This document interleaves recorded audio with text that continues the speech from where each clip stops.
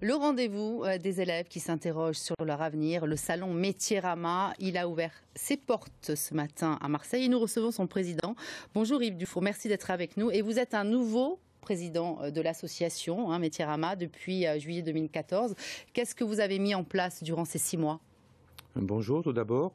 Donc notre volonté première, c'était de faire découvrir les métiers par ceux qui les exercent.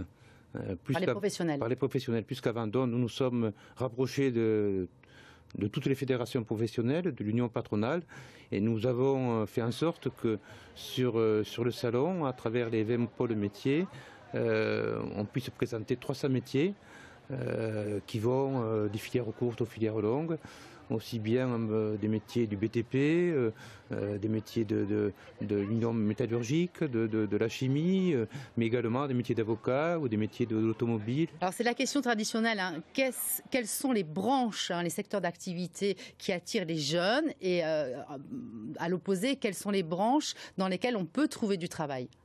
Oui, donc c'est pas toujours les mêmes secteurs. Donc ce qu'on voit sur le salon, c'est que les jeunes sont attirés par des métiers de la police, par exemple. Liés aux événements on peut se poser la question. On peut se poser la question, mais c'est peut-être lié aussi aux films qu'ils voient. On fait par exemple des conférences sur le salon. On a une conférence sur la police scientifique qui intéresse les jeunes. Voilà. Donc on a aussi le secteur de la santé qui intéresse beaucoup les jeunes parce qu'ils veulent servir les autres souvent. Un secteur porteur également. C'est un secteur porteur parce que à l'avenir, avec le vieillissement de la population française, il y aura beaucoup de demandes dans le métier du service à la personne, dans les métiers de la santé également, infirmiers ou aides-soignants. Ce qu'on peut dire. Selon vous, est-ce qu'il vaut mieux se tourner vers ce que l'on aime, soit, ou se tourner vers des secteurs qui portent? Il faut les deux. Il faut d'abord, et c'est sur notre affiche, il faut qu'un jeune puisse choisir sa branche. Donc il faut que le métier l'intéresse, mais aussi il faut qu'il se soucie effectivement des opportunités, des ouvertures de postes dans l'avenir. Mais ce n'est pas l'avenir uniquement pour 2015, puisque ce sont des jeunes, parfois des collégiennes et très jeunes. Donc il faut voir les métiers qui seront porteurs dans les 10 ans à venir. Donc s'ils font des études longues, il faut que ces métiers-là soient porteurs dans cette échéance-là.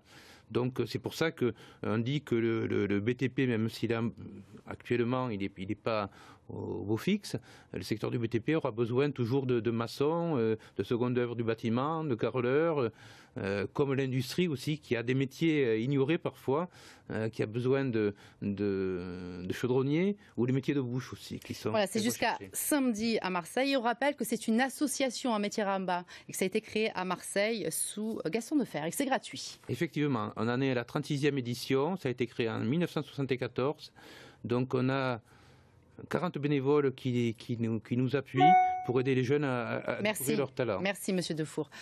Nous passons au rallye de Monte-Carlo. Le départ est donné cet après-midi. Cette première manche du championnat du monde des rallyes a un accent particulièrement régional.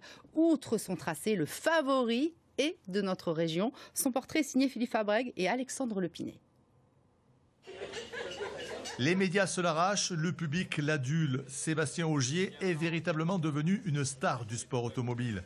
Double champion du monde des rallyes, le champsaurien débute sa saison 2015 sur le Monte-Carlo avec de l'ambition et encore plus d'expérience. Je me mets pas plus de pression que ça pour cette course. C'est sûr que j'ai envie de bien faire, en plus devant mon public, mais c'est pas plus difficile qu'avant. Peut-être même différent et je suis peut-être même plus détendu que par le passé. Vainqueur sortant, Sébastien Ogier va défendre sa couronne sur ses terres. En effet, cette année, les organisateurs ont dessiné 3 spéciales dans le Champsaur et le Val-Goldemar. Des émotions supplémentaires pour le pilote des Hautes-Alpes. C'est une très bonne nouvelle avec une spéciale 5 qui arrive dans le Champsaur à quelques kilomètres de mon village natal.